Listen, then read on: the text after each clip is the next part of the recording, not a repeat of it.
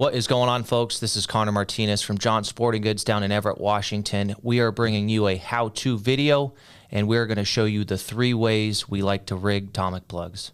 All right, folks, we're going to show you the 3 ways to rig a Tomic plug. This is a super great Chinook lure that we use here in the Puget Sound and up in the San Juan Islands. They're very versatile. They make them in different sizes. These are the 5-inch Tomic plugs. The 4-inchers are really good, and the 4-inch tubbies is probably one of my favorites. But here we go. I wanted to show you kind of what we're going to be using as far as our tackle goes with it, and then I'll show you how they're rigged. So first things first is our 30-pound. I'm actually using ultra green. This is a monofilament. Mono is a little bit softer than fluorocarbon.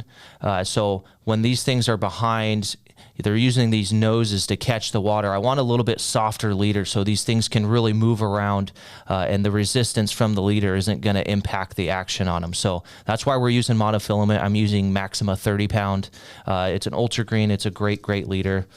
But that's the reason why I'm not using fluorocarbon. Now, where I'm always using Stinger Siwash hooks.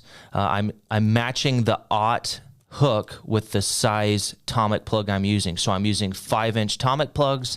I'm going to be using 5/0 Stinger Siwash hooks. If I was using 4-inch Tomic plugs, I'd be using a 4/0 Stinger Siwash hook. But again, one of my favorite hooks, and highly recommend using those. They're super, super sticky.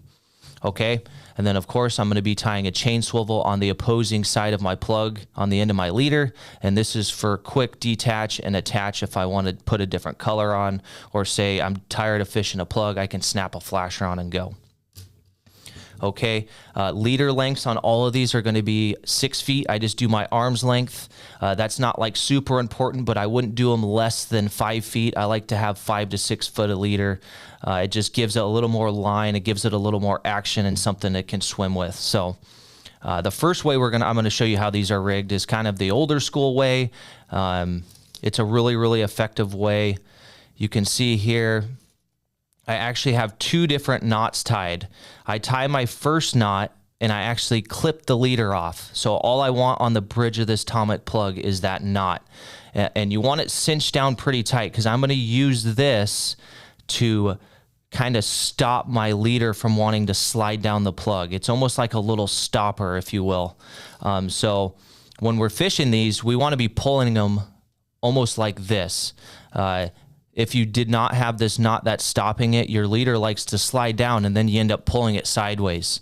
We actually want these to be pulled like this, and the reason being is that water's getting forced into this nose, and that's what's creating our action. It's catching water and different currents, and that's what's making this thing swim in the water.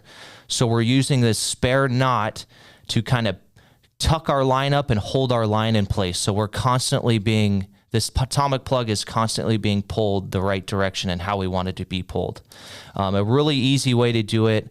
It doesn't take much. You don't need any additional tackle to put on the Tomic plug for this, so it's actually a pretty easy way to rig it, but it's really effective. There's a lot of old timers that run them like this, and they really, really catch a lot of fish on these, a lot of Chinook.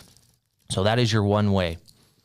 Your second way is kind of the easier, a little less work. You know, there's a little less fine tuning you have to do. You don't have to cut and retie 2 knots. It's just you're adding a big split ring to the bridge of that Tomic plug.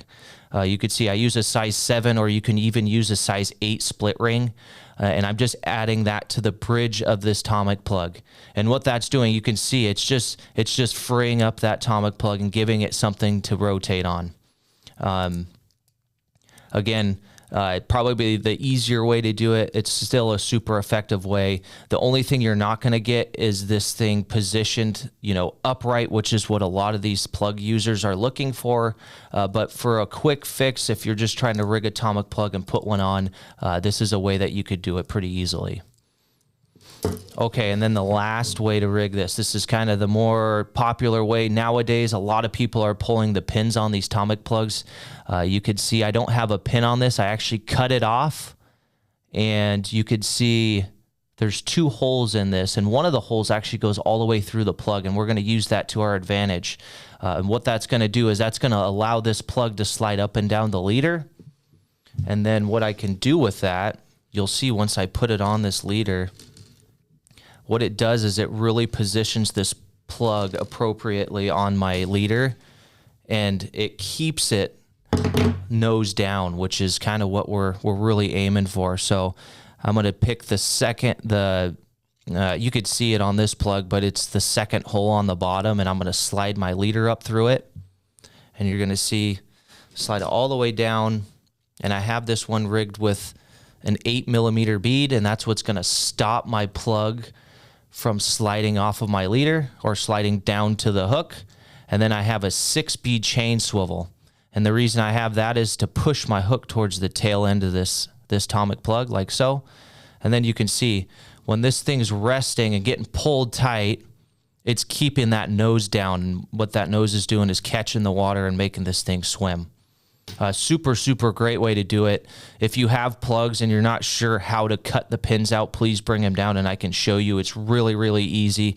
I mean, you're making 2 cuts and then you're just pulling these things out. But again, a really, really good way to do it. The bonus to this is if you break off, your plug's going to float to the surface, so you'll get your plug back. And the other thing, if you're wanting to change the color of plug or anything, they're really, really easy just to cut and pull the plug off and put a new one on. But a really, really good way to run these plugs. And that's kind of the 3 ways that you could rig and tie these things and run them here in the Puget Sound and run them effectively.